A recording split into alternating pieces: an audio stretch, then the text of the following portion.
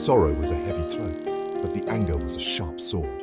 They cleared room after room, their movements precise and lethal. The memory of their fallen friends drove them forward, their faces etched in their minds. They would honor their sacrifice by completing the mission. The price of their courage was steep, paid in blood and tears, but their spirit remained unbroken. They were soldiers of India, and they would not fail. They would see this through to the very end. After securing the intelligence, the team planted explosives, setting the stage for their escape. The compound was a ticking time bomb.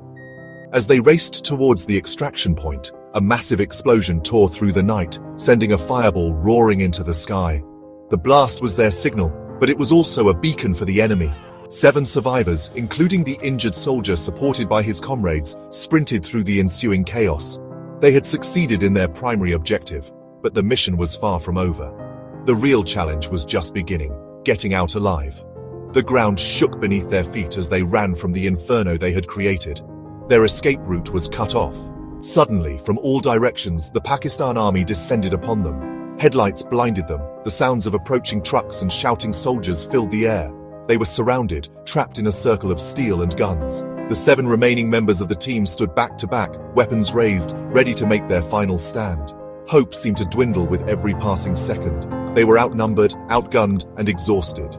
Major VRV looked at Satvik, a silent acknowledgement of the end. But even in the face of impossible odds, they would not surrender. They would fight until their last breath. Just as the enemy forces began to close in, a deafening roar ripped through the air, a sound that was not of a truck or a tank. It was something more primal, more powerful. The ground trembled violently. A massive armored vehicle, moving with the unstoppable force of a prehistoric beast, smashed through the enemy lines. It sent soldiers and jeeps flying as if they were toys. The vehicle screeched to a halt and the door kicked open. A towering